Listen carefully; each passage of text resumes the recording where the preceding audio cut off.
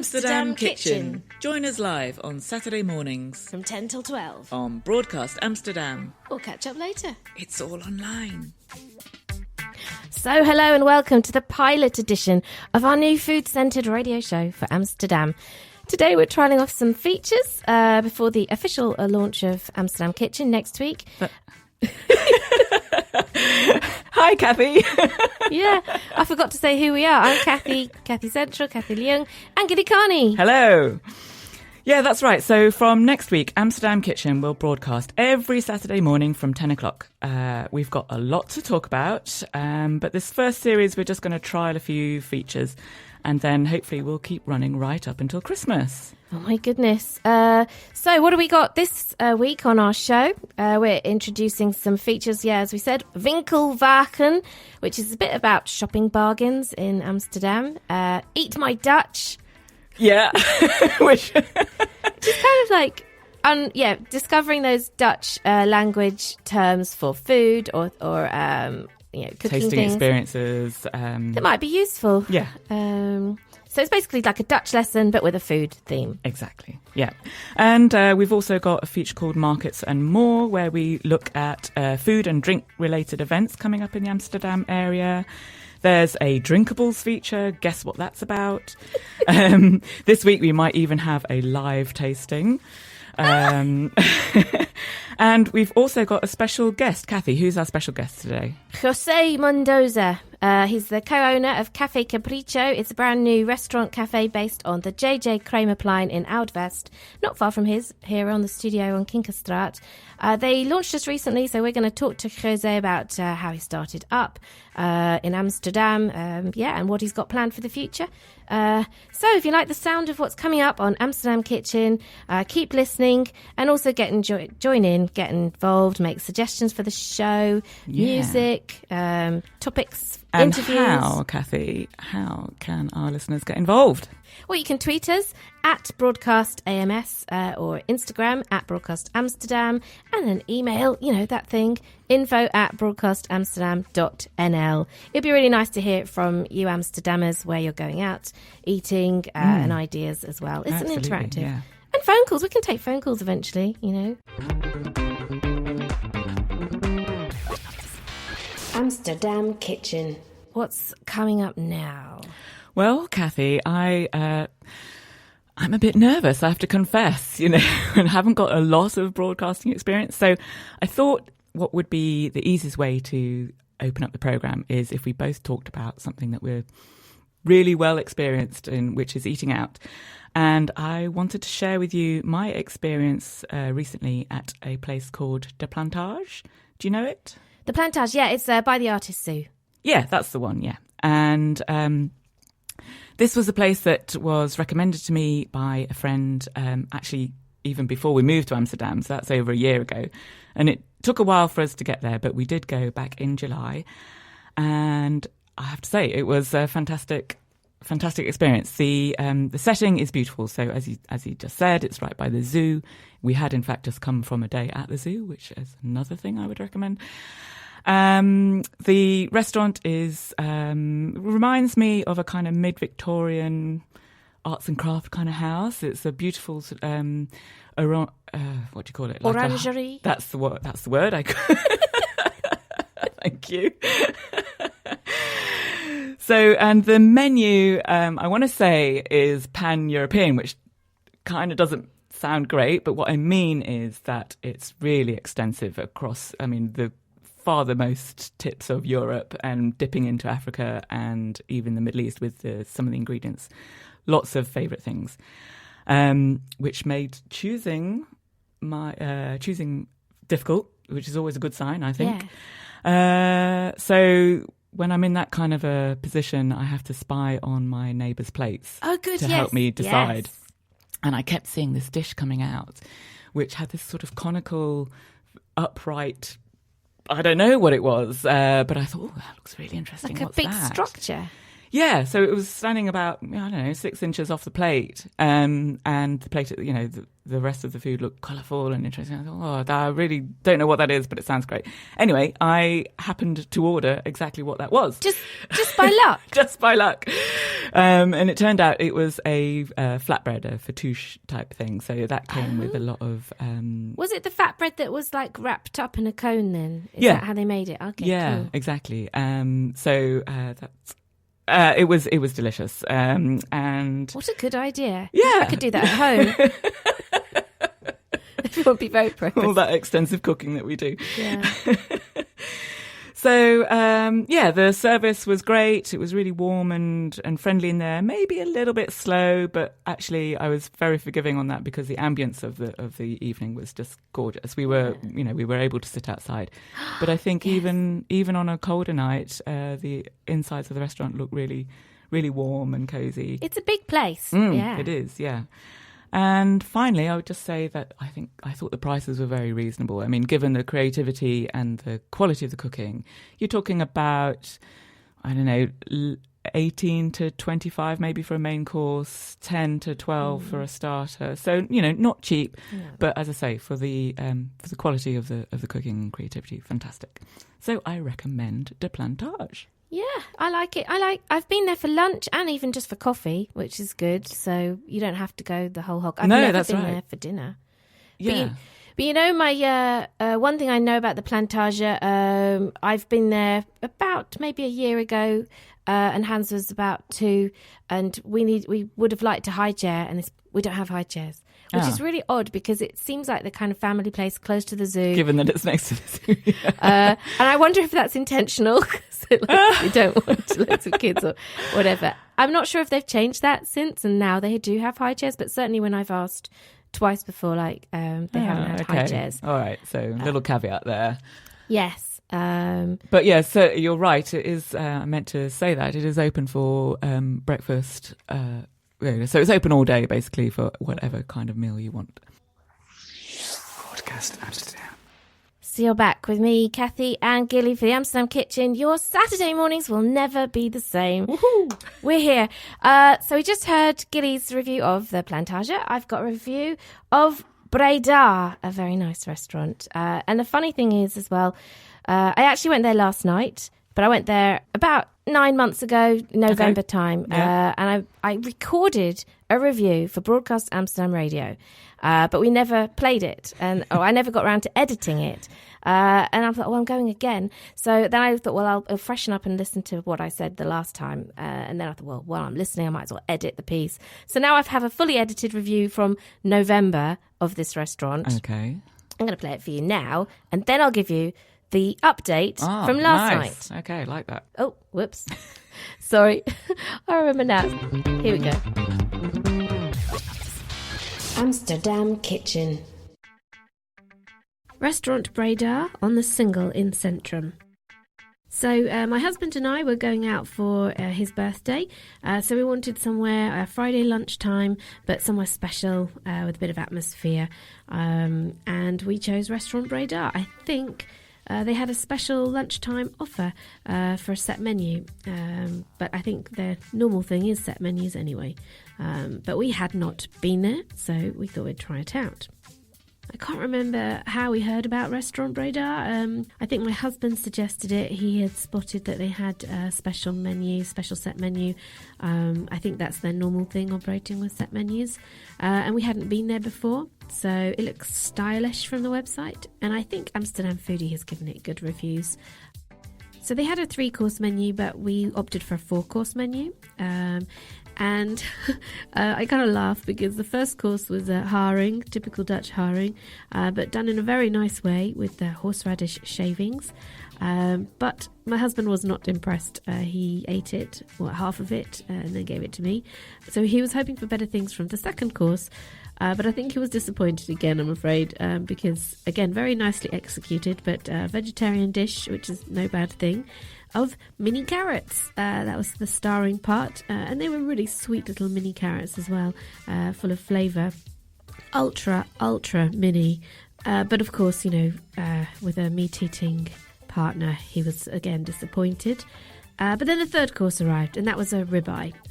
But it was the smallest little portion of ribeye you may have ever seen.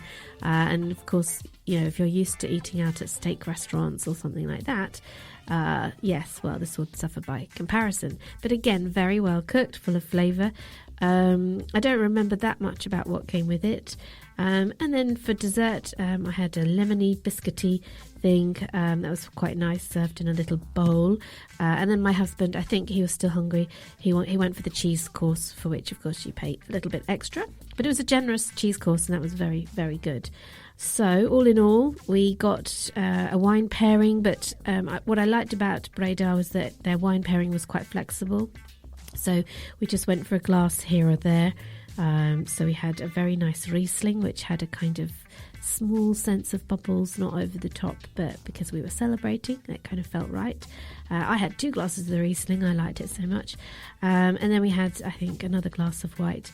And then the whole bill came to €125 roughly for 2 people. And yeah, it was a special. Yeah, it was well executed, but I think because it's a set menu and, you know, if you don't like the dishes that they come out with, it's difficult. You might feel a bit disappointed having paid so much.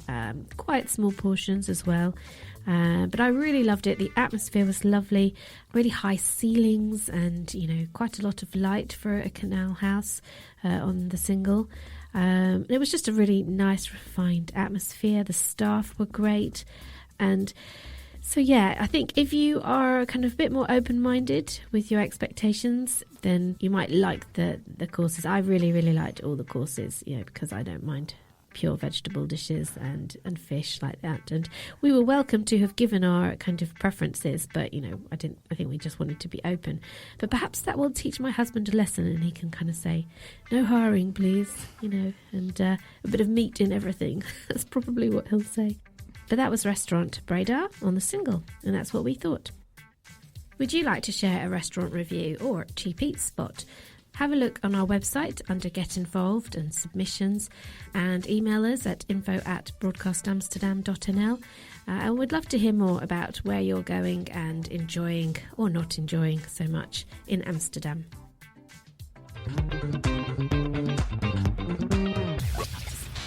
Amsterdam Kitchen. Part 2 of the review of Breda Restaurant on the single. Oh, yes. So we revisited, my husband and I, after going to Breda in November. We got a last-minute babysitter. And I said, oh, you know what? I really like that. Probably the last time we went out for dinner was at Restaurant Breda. It's been that long. Wow. We never get a babysitter. Yeah. We did that. So nice little cycle ride in the sunshine down there. Last time we went at lunch. This time it was a Friday night, slightly different. Lunchtime we went 4 courses. You could have more, but they started from 4 courses. Friday nights they do 5 courses, 7 courses, or 9 courses. Wow. 9 courses. I just say to her, 9 courses? That's a bit excessive. But then I remembered they are small dishes, very small dishes. So, and you'll hear this. So I don't know if you remember the last review. I was quite enjoying the Riesling, had a couple of glasses. And I was saying to my husband, I just listened to he said, what did we have the last time we came here? And I said, well, I just happened to have listened to my review tonight or this afternoon for the show. So, and I remember we had some Riesling, we had this or that and stuff. And he said, oh, yeah. And then we sat down and she said, would you like a glass, and I said, yeah, maybe a kind of loose wine pairing. She brings out exactly the same Riesling, which is kind of funny because I just don't expect that. So we both laughed. And yeah, I did have 2 or 3 glasses. Well, I should hope so, if you liked it so much. Yeah, it's very nice. They were very busy. It's very different on a Friday night. It's a nice crowd. Like, I saw this woman in like these tan shorts and high heels, and she just looks very elegant. It's a young crowd, very swish, so that's nice. And some kind of sleek restaurants, you do get an older crowd, but it was vibrant, very vibrant. Right, amuse-bouche. So we had Bloody Mary sorbet and stewed oysters. It was great. Nice. It was very good. I really liked it. And then also another amuse-bouche. And the amuse-bouche took ages to come. She was really apologetic. She brought us extra bread, which it doesn't do anything for me. But they were apologetic. They were busy, and it was a little bit slow, but so friendly. I didn't care. Plenty to drink. That was a problem in a way because I didn't want to drink too much because I have the radio show today. But because of this, food was slow. Oh, well.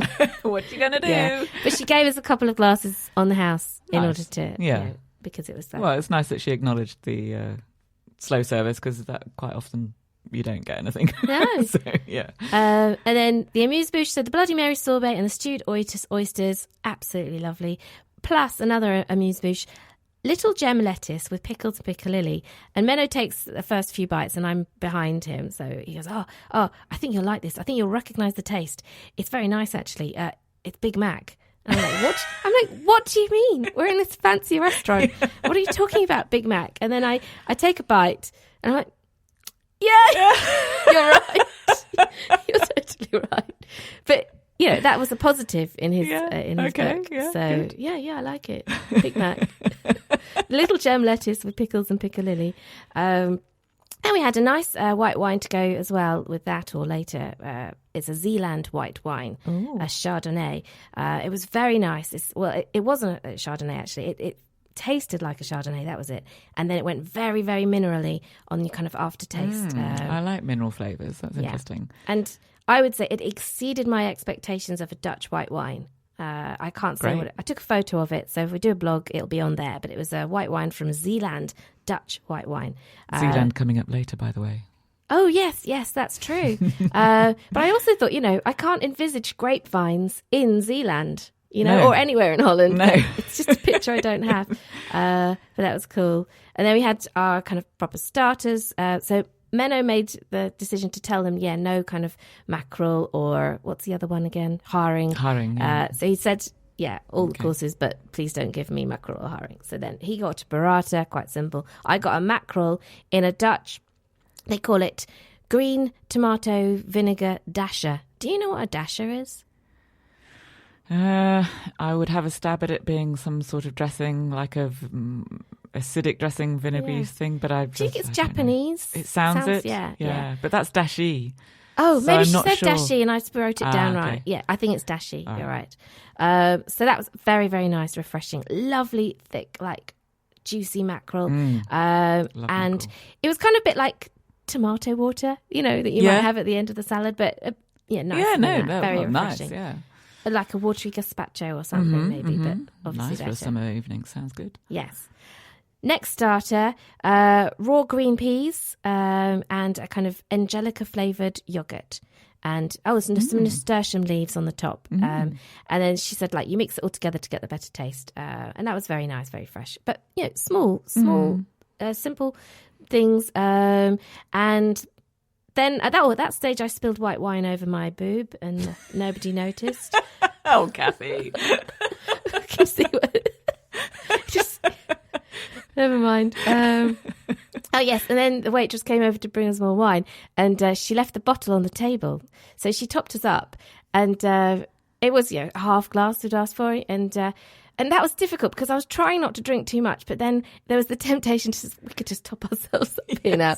So we topped ourselves up once. What did you do? Okay. And then later, much later, we just said, oh, you've forgotten this bottle. As if we're the angel You of the hadn't class. touched it. No. So where am I going with this? You're about to move on to main course, I think. Yes, practically. Barbecue place. No, there was another course. Caramelized whey sauce and barbecue place. That was it. Caramelized whey sauce. Like whey as in the Yeah, leaves and cheese whey. Yeah. I've no And idea. and how they what do was it. it? And a barbecue- barbecued place. It was lovely. It was lovely. Very good. It had bones in it, but you could totally pick off the bones. It was nice. It felt like, a real meaty fish, good. And how did Menno like it?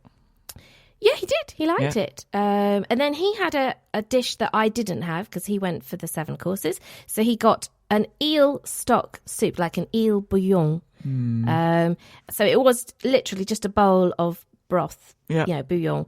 And he got a different wine with it, which was kind of bubbly and dark. And I said, it looks like cider. And he said, or maybe urine. And then Menno says, morning urine. Sorry, everyone. It's too early for this kind of talk. Okay. So that was his extra course. And then the main course was lovely. Lambs with smoked almonds and a chimichurri sauce. So a little bit spicy. Lovely. I think it did overpower the lamb a little bit. Okay. But it was a good one. And then the next dish after that was again, Menno got an extra dish and I didn't. Roasted carrots. Very, very restrained on the portion size, I must say. So that was Menno's extra dish. He got the roasted carrots and with an extra wine, which is a verdicchio that smelled of bananas, which is quite unusual. I remember that. And that went with we had a pre-dessert. How wanky is that, a pre-dessert? which again is a whey caramel, strawberry and tomato granata. Whey caramel inside. Quite it's a palate cleanser, right? Yeah. So we had that.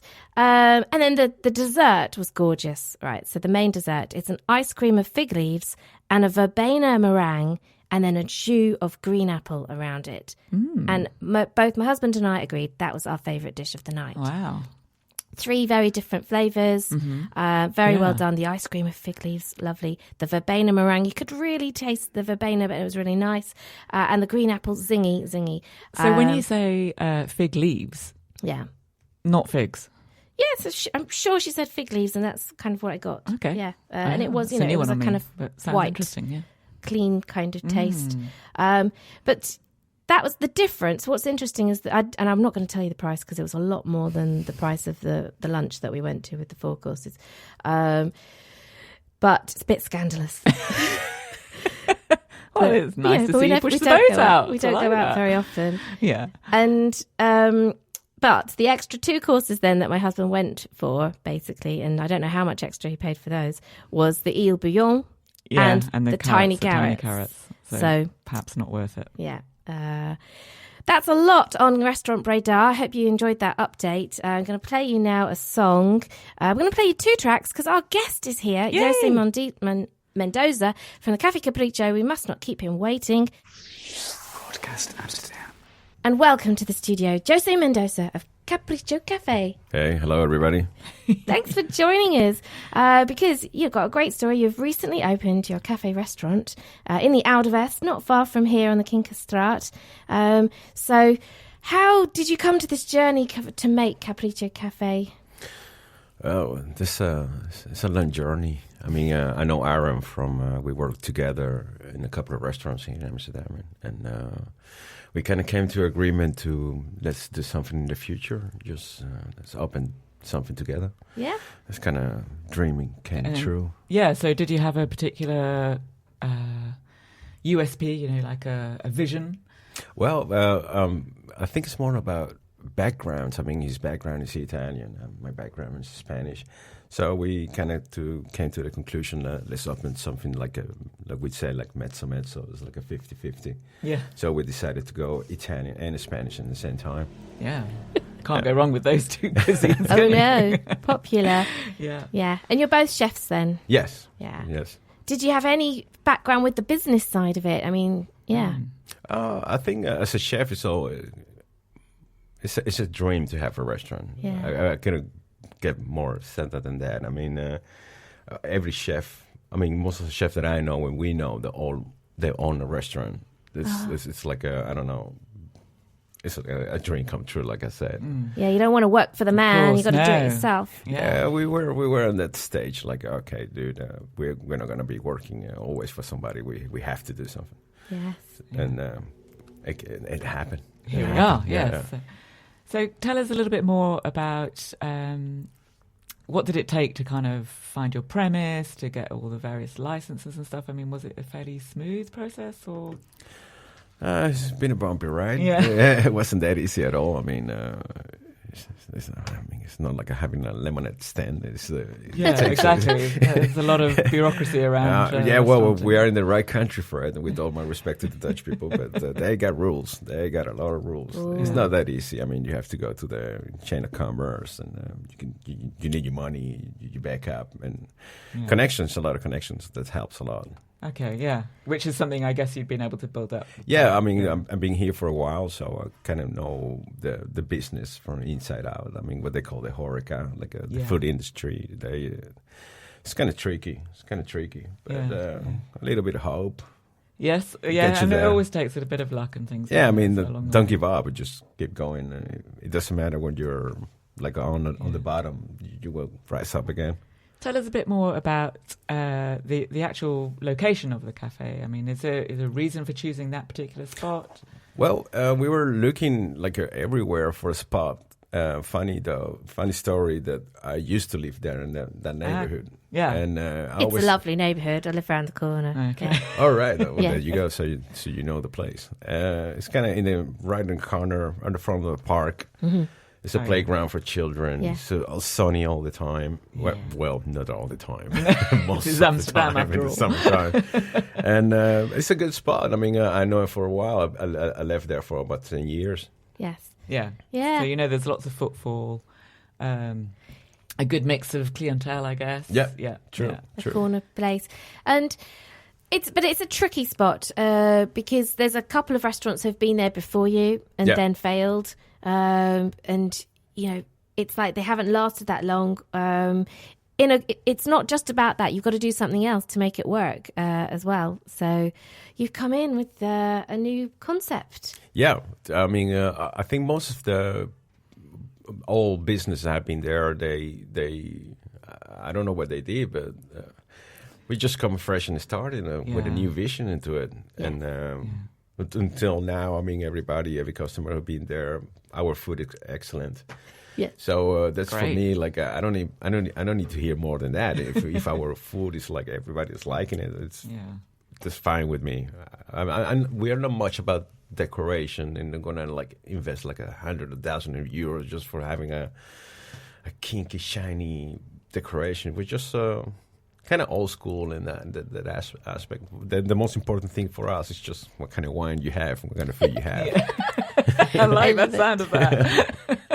It's such a good attitude because you can spend so much money on those things that don't really mean anything. I remember an expat guy here, international Jason Hartley, who set up his own restaurant. He spent loads of money on custom plates and things like that, wooden boards that were like artisan, and he failed very quickly, and they must have spent so much money. He had an investment partner as well, so I think they had a bit of money to spend up front. But why? Save it. You're right. It's not about that. I think sort of it's thing. when somebody opens a restaurant. I mean, a lot of will be like for some people they get the money to do that. Like I'm getting money from my father. Let's say. Yeah.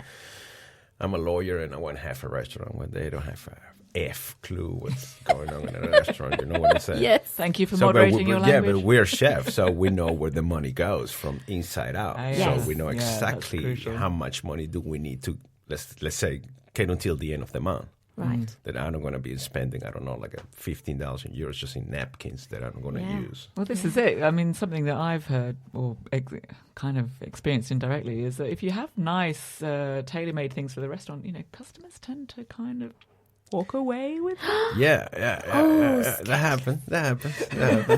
Well, not only that. Yeah.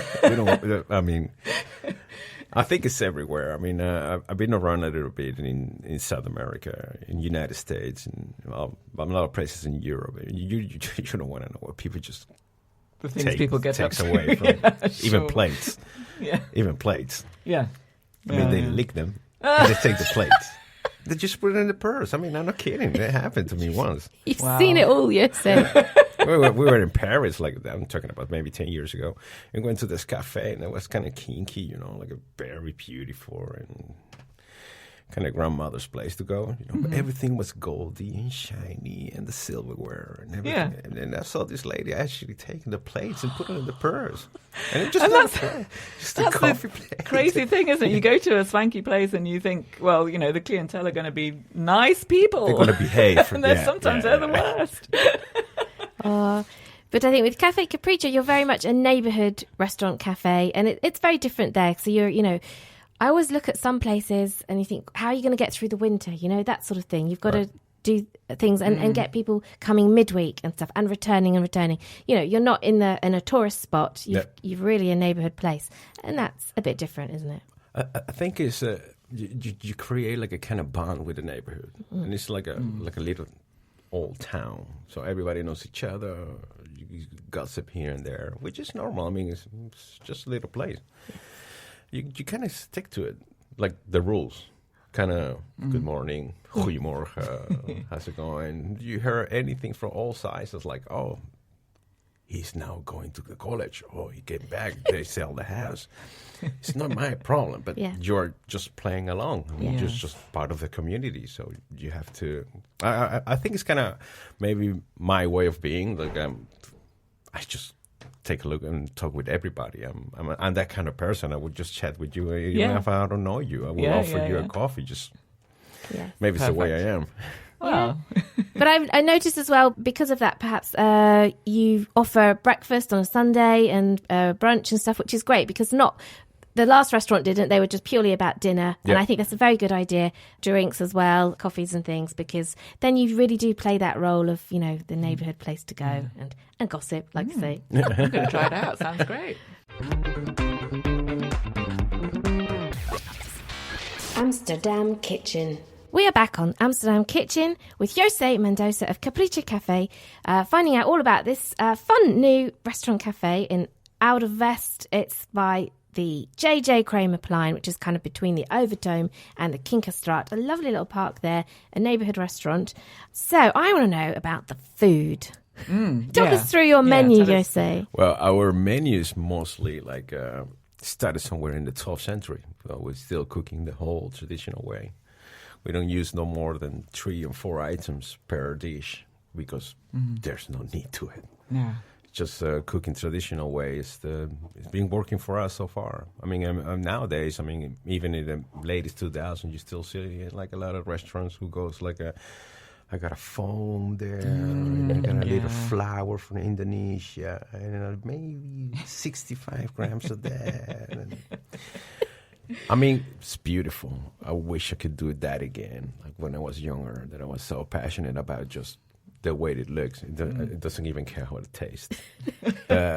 Salted that you get, you just appreciate it more, like your grandmother used to say, kind of thing. If you go back to the roots at that area. Just cooking like our like a roasted chicken, it's like a business been done since the 13th century. Yes, roasted chicken. That's a good one on the menu. I've had that. Yeah, you had that. Okay. It's like that's a half a roast chicken. You can have them both ways. You can have the whole chicken if you can take the whole chicken.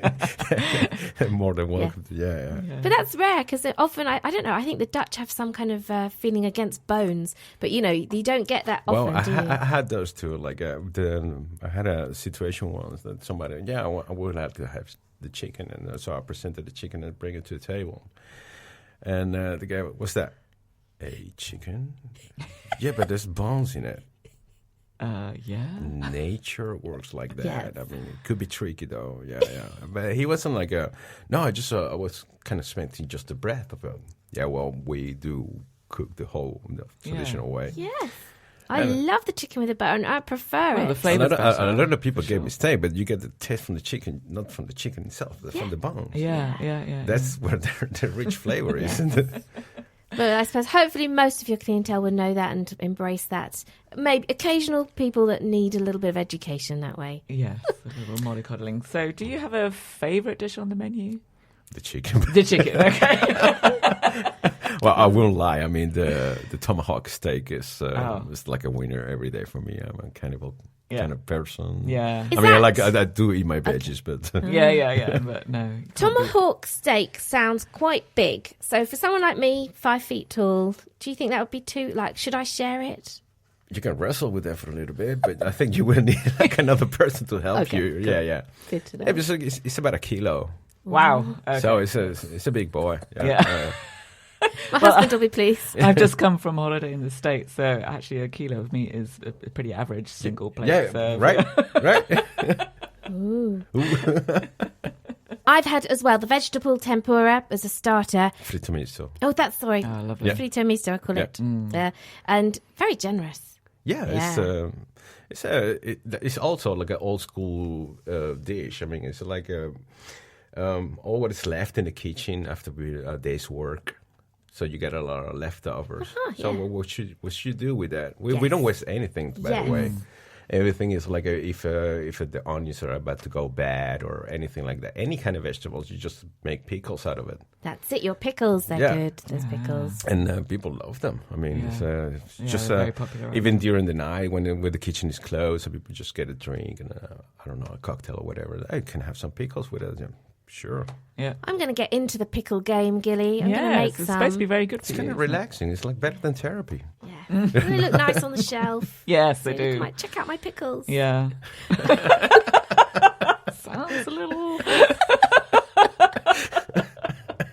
Me? Your PJs, you know. Like Euphemisms? I don't know. But you're starting a new restaurant. You've got to keep the buzz going, build up the neighbourhood crowd. You're doing some special events. Tell us a bit more about that. Well, there's a lot in the planning about music and DJs, and we're just getting started, and this has been hectic for us. I mean, just like I said before, we have a small group right now. We're just doing it now with the three of us. Okay, right. So it's like we're working a lot of hours, just to see where the money goes. You know, like money wise, like we really need like a plan to see ourselves in the future. Yes. So it's like the four owners who used to be there. They had like 7 people working. 7. Yes. 7. Yeah. So that's already like almost 20,000 euros that you're just gonna pay and staff Yes. a month. A month. That's a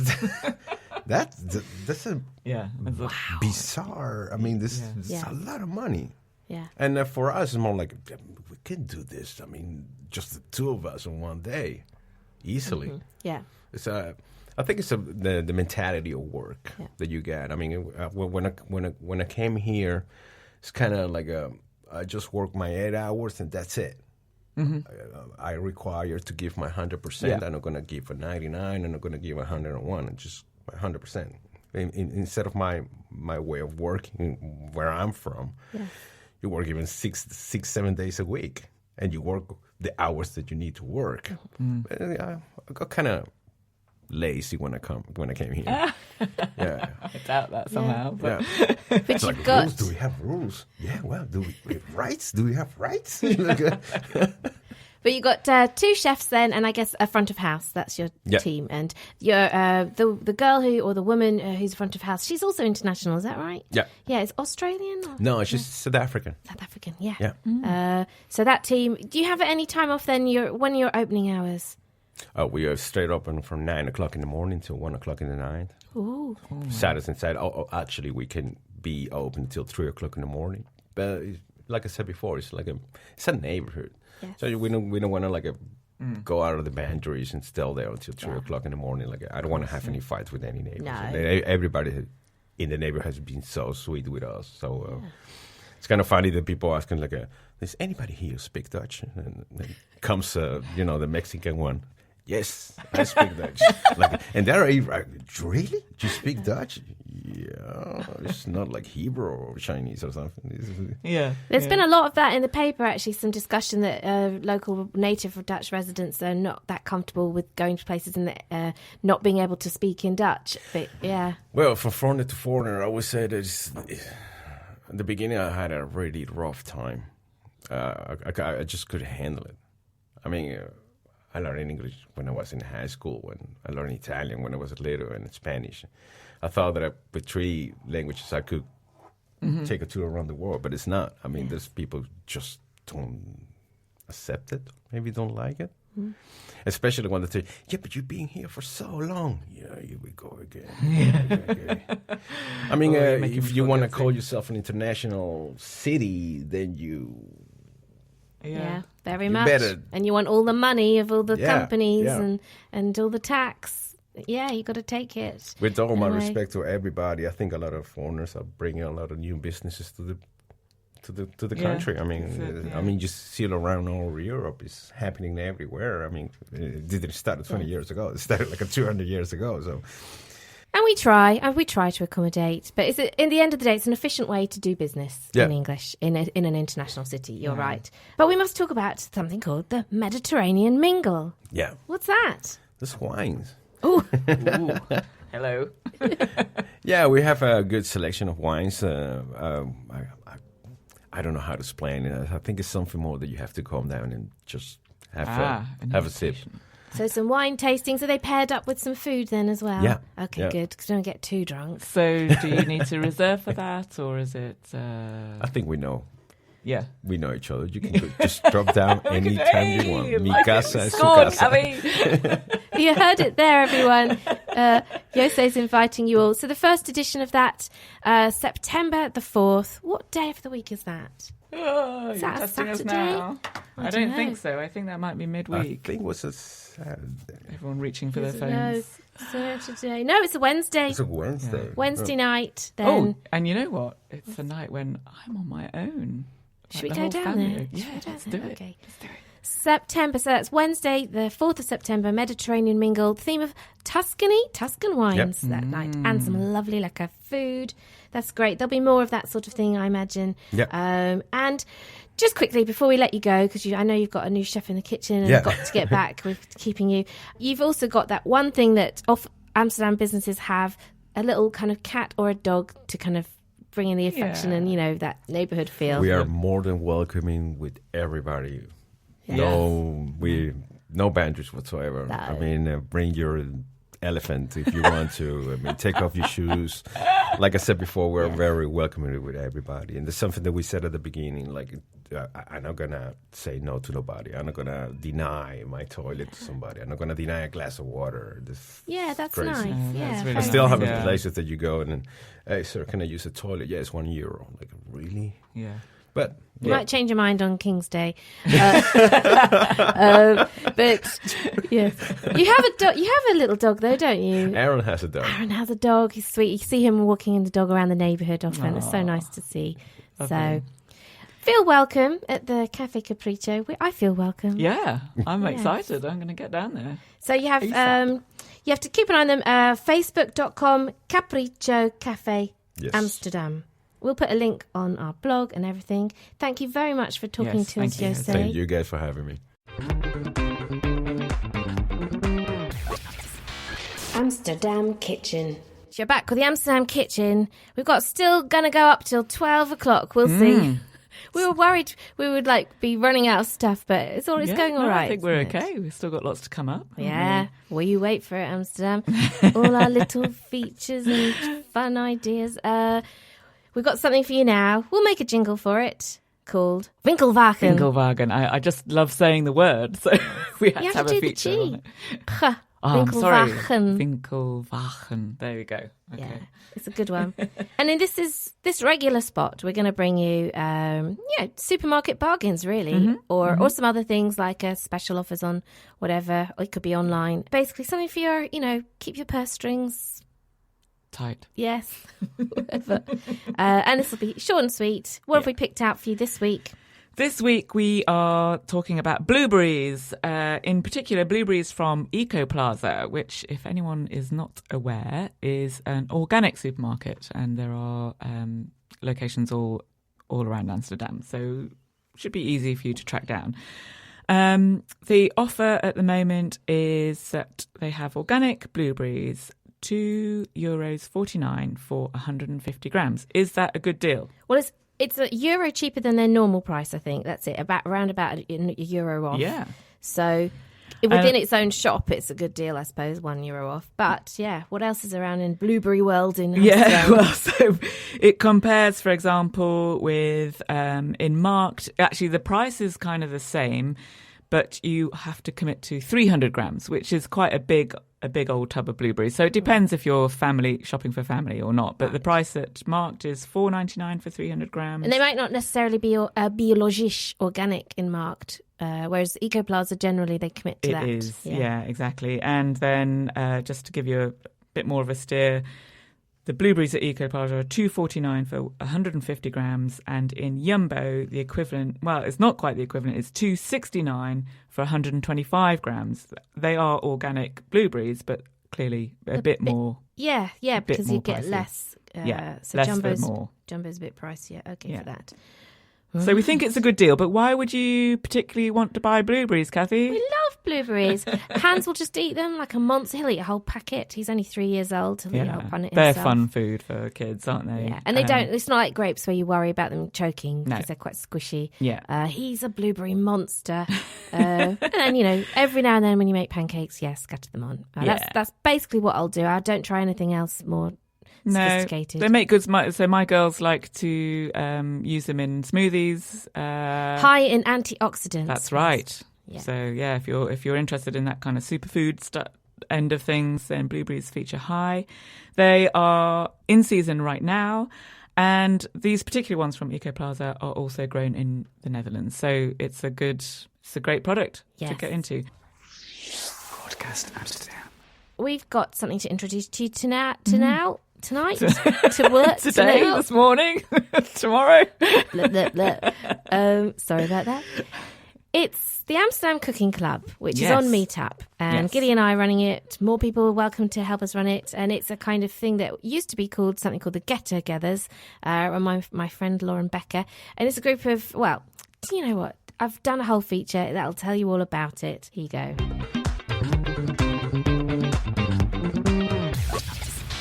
Amsterdam Kitchen.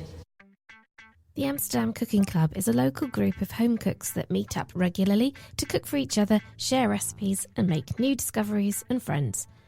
Recently, we met up and made a dish to fit the theme Night of the Super Bowls.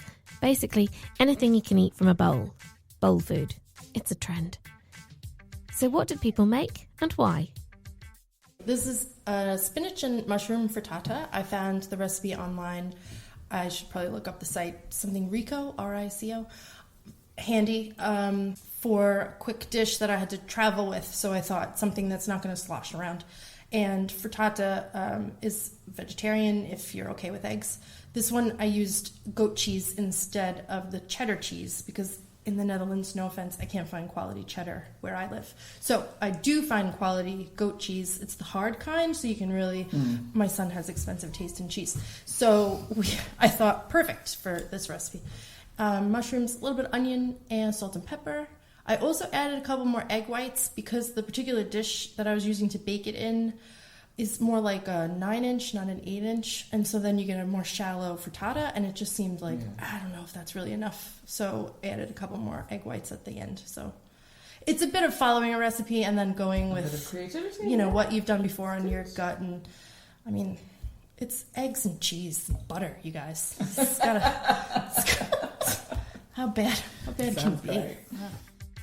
And someone wanted to know, how did Mandy prevent her mushrooms from going all watery? Onions and mushrooms, this recipe required that they go together. And I think one of the tricks to getting mushrooms to not be that soggy, watery nonsense is if the pan is shallow.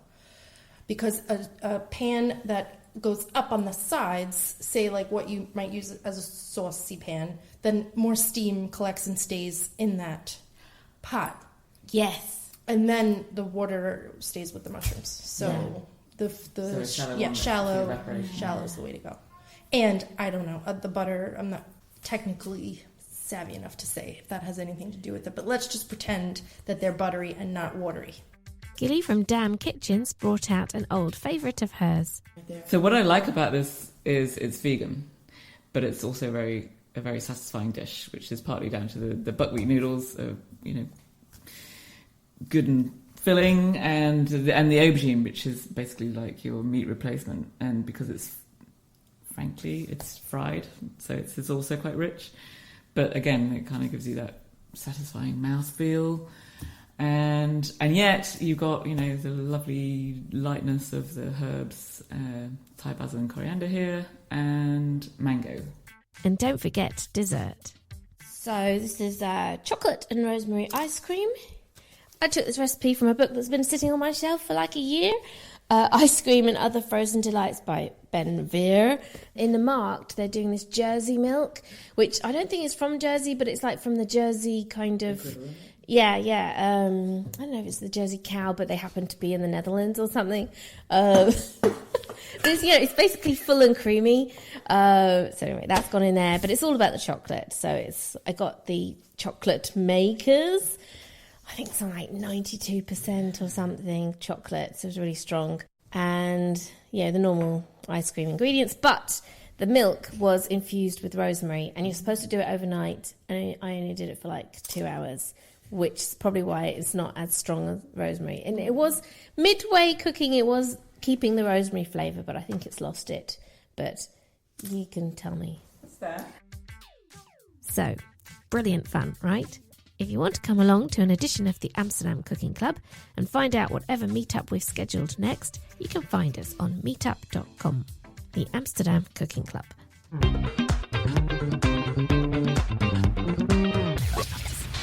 Amsterdam Kitchen. So you know all about it now. Nice job there on the editing, Cathy. Well done. So scrappy. We've got an announcement to make. No one knows about it now. Before now, the next Amsterdam Cooking Club. We've got one coming up. Details I'll tell you a bit more about in a second. But just the general principle is that you bring a dish, you bring something to drink. Doesn't have to be alcoholic, whatever, it's just your favourite drink. And we are usually going around people's homes. So it's quite a nice, very relaxed, fairly intimate atmosphere. You bring your dish, you bring your drink. We just talk about the food that we've brought, and it's fun. Sorry, I'm repeating what we've just done, really, aren't I?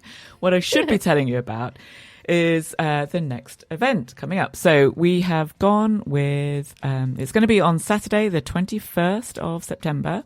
So you've got a few weeks to get your head around it. Going to be starting at 7. It's going to be at my house, but I won't announce where that is just yet. That would be for people who sign up.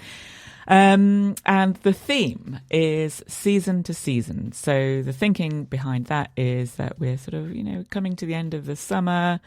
We're about to welcome autumn. So it's a chance to, whether you've got favourite summer ingredients you just want to have one last chance to enjoy. Like tomatoes. Or you're excited. Yeah, exactly. They are my personal favourite. But maybe you're excited about a new season, new flavours coming in as well. So you mushrooms or something. That's right. And squashes and stuff are all about to come in. So lots of breadth there for you to choose a dish that you love. Come on, Amsterdam. Yeah. Show us what you've got. We're throwing down the gauntlet. So yeah, I hope you like the sound of that, Cathy. What do you think? Yeah, lovely. A Saturday night in September, 21st of September. I'll be there at your house. I've no idea what I'm going to make. Probably something savoury, because last time I did the ice cream. Yeah. But you can choose savoury or sweet. Oh, absolutely. Yeah. Bring a drink. We'll all have a good time and make some friends. Yeah, perfect. Broadcast Amsterdam. Yeah, you're right. You're back with us, Geli Carney and Cathy Leung. We are going to give you our next segment, which is What's in Season in the Netherlands in Amsterdam. Yeah, so it's coming up to seafood season, and but specifically, I want to talk to you today about oysters from Zeeland. Do you like oysters, Cathy? I love oysters. We had great. oysters at our wedding. I ate 10, Ooh. which is probably a mistake just before you're going to fly long haul, for the honeymoon. But no, quite like oysters. Yes, great. Well, so, but why oysters from Zeeland? Well, Zeeland, if you don't know, is the westernmost province of the Netherlands, or slightly down on the southwestern corner. And it's all the Netherlands is watery, right? But Zeeland is particularly a watery place, and with large parts of it below sea level. It's a food and drink paradise. I haven't been there yet myself, but from my research, I know that I've got to go because it produces all kinds of delights. So everything is what they say in Dutch, uit de buurt. I don't know about my pronunciation, but meaning from nearby. Okay, uit de buurt, from the neighbourhood. Yeah, and so what do they grow there? Apart from oysters, you can get sea vegetables, apples, pears, lots of red fruit and asparagus when it's in season, of course. Mm-hmm. And thanks to the salty marshland around that area, it makes excellent grazing for beef and lamb. So it's definitely a worthwhile place for a food-loving person to go and visit. So oysters in particular from Zeeland are ones to watch out for, and they sort of broadly divide into two main types. You have the Pacific oyster, which is also known as the Japanese, and the native. So the Japanese, the Pacific oyster is generally more widely available, a little less costly than the native one, right. For reasons I'll explain in a second. They're slightly bigger and they're faster growing, and this is what makes them more suitable for grilling and baking recipes rather than the raw ones. And then probably the kind of ones you get in like the oyster of Namke, those dishes. Yeah. With a bit more spice or Yeah, exactly. sauce. And they're a bit tougher to open, apparently. I've never actually tried shucking my own oysters, but there is a technique to it. So for the Pacific ones, you're really meant to hold it flat on the counter before twisting it open. Okay. Whereas the native ones, I think, again, maybe it's slightly the size issue. They come generally a little smaller. They take longer to grow. But perhaps that's why the flavour is a little nicer. So the native ones are the ones to eat fresh, and they can be shucked in your hand. Yes. Obviously, but protect your hand first God, yes. with a cloth or glove or something. But yeah, those are the two main types, as I say, Pacific and native. Look for, when you're looking for oysters, you need to look for the Zeker Zeus label. This means that they're certified from Zeeland.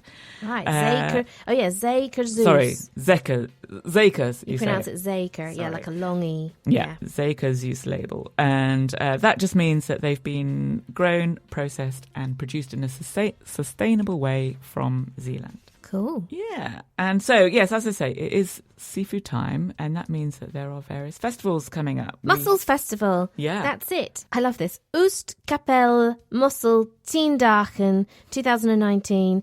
So that's Oostkapelle is a place in Zeeland, and that's from the 6th till the 15th of September. If you want to go all the way down there and see what Gilly has been, raving about. Get to the land. Yeah. You can go on the train, I'm sure, or drive. Let's encourage everyone to go by train. Let's see. Yeah. But there's a mussel festival, I think, 10 days. Yeah, that's more. Does that work out as 10 days? 9 or 10 days. More or less, isn't it? yeah. But they are also available here in Amsterdam, aren't they? That's true. My favourite place to buy oysters, you do sometimes see them in the supermarket, but my absolute favourite is there's one market stall on the Albert Kuipstraat. I wish I knew the name. I've taken photos and I did have it, but it's impossible to do these searches online for the market stalls. It's really hard. So there is no real kind of definitive list of the stalls, like on Google Maps or anything. They basically have a white trailer. They're very smart. It's one of the smartest looking fish stalls. They've a row of about 3 or 4 by the junction where you've got the Flamingo Bar and some other places. I'm trying to remember that bit. But there's a junction in the middle of the Albert Kuip I know Market. what you mean. Got the first one is very friendly family stall fish. But my favourite one is this one with the white trailer, and they've got very well labelled. All their fish is very well labelled, and they've got a lot of MSC fish, which is like Marine Steward Council fish, so you know that it's pretty sustainable. And they have usually a range of about 4 oysters to choose from. So you've got, it's not just one choice where you might get in the supermarket. You've got that full-on choice between the Pacific, the native, fin de Claire I've seen there for sure. I think they might have someone from France as well. Expect to find some good oysters on the Albert Kuip. Marked sell them, and they also sell sugars. So you can get, if you don't have the sugar, you can get the sugar from Marked. Yeah. Top tip there. Yeah, and I tend not to put anything on them. You could put vinegar and shallots and all that, but I tend not to. I love the juice of the sea, just the sea. Why mess with that? Yeah, true.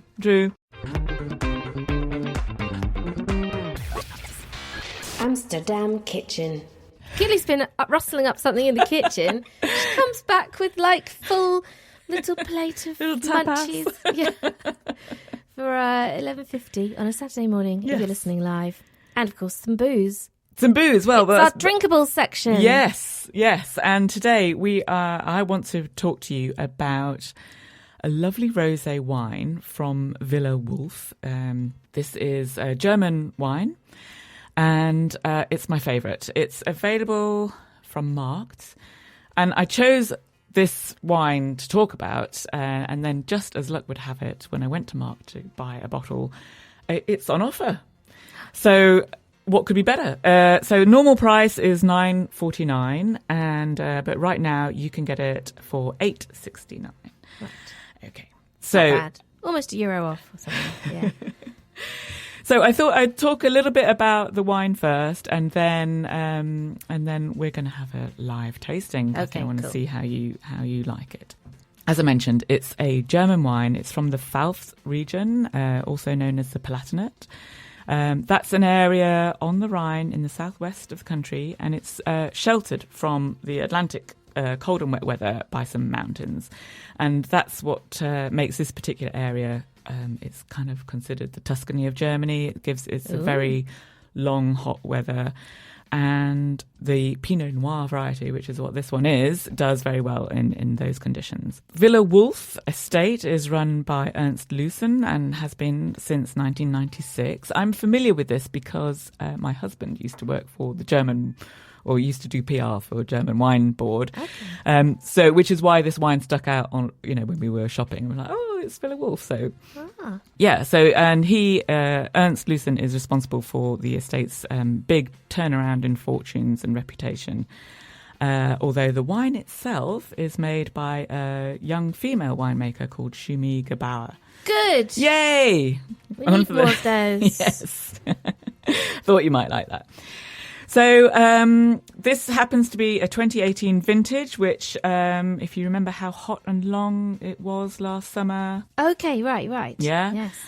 This is the result. This is the result. So it means it's a particularly good vintage. And now I'm going to give you the tasting notes from the winery. Okay. So it's described as light, refreshing, bright berry fruit flavours with a clean and zippy finish. So I'm going to serve some to you now, Kathy, if I can get the bottle open. Look, look. Ta-da! We might have to take a break while I do this. Right. Oh, it's a screw top, so that's all right. Yeah. In theory, it shouldn't take too long to open the bottle. Right. And the other thing is that they also recommend that it's served with holiday meals. I mean, it's perfect for this last of the summer wine kind of moment. Summer meals and ham, which is why I've also brought a little plate of ham. I love that. Here we go. Cheers. Right. I've got a tennis match coming up at 1 o'clock. I shouldn't be boozing. Perfect start. So I love the aroma. I think it's really... I'm getting strawberries myself, and also something which I mentioned earlier, I love mineral flavours. There's something a bit minerally going on there. So what do you think? I like it. Subtle. I'm not a big rosé person, actually, and I don't like it. It always tends to go warm, and when it's warm, I just don't like. It gives me this. Bleh. I like cool, crisp, and stuff. And in the summer, then warm rosé is just annoying. No, absolutely, I agree. It does tends to be because it's on the sweeter end of wines, generally speaking. I think it's rarely served cold enough. So actually, I am pretty shameless, and I will ask for ice. Or serve it with ice, and I think I don't care. I think I think that's what makes it work. I like it a lot, and I do like it with the ham. Nice ham. Yeah, thank you very much. Great. And it's going to be good weather this weekend. And the good weather, everyone wants to drink rosé. I think that's a good choice at Marked. Good tip. Thank you. Don't tell everyone that I was drinking in the studio. I don't want the rest of the DJs to do it. You didn't see that. You didn't hear it. Amsterdam Kitchen. We're back with markets and more. Just towards the end of the show, what's going on food-wise, markets and things in Amsterdam or around? Yeah, so, this Sunday, in fact, we have Pure Markt at Park Frankendale. Which is in East, yeah. Yeah. It starts from 11 o'clock going on till 6, and it's actually a kind of roving market, so it features every couple of weeks in Amsterdam. Places, in different parts. That's it. Yeah. I like it a lot. And then also Tuesday, the 27th of August, Taco Tuesday. What's that all about? Yeah, so that is in Bilderdijk Park. There's a restaurant there called Flora Taqueria. I don't know if I'm pronouncing that correctly. But they do Taco Tuesdays, and what that means is from 6 o'clock in the evening, all taco plates are priced at €10. You will get 3 fresh tacos with your choice of filling. The margaritas are also discounted. You don't need to make a reservation. You just walk in, and it sounds like fun. Cool. And then don't forget, obviously, a bit further ahead in September, the Amsterdam Cooking Club. Go to meetup.com. Find us, the Amsterdam Cooking Club. We've got that thing going on in September. Season to season, yeah. Yes. But thank you, everyone, for joining us on the show. It's nearly the end. Thanks to José Mendoza of New Café Capricho for coming in for our interview. Thanks to Matt J. Brown for the music bedding tracks. And we hope you like what we've done. If you want to get in touch with us, please find us on Twitter or at broadcastamsterdam.nl. Amsterdam Kitchen. Join us live on Saturday mornings from 10 till 12 on Broadcast Amsterdam. Or catch up later. It's all online.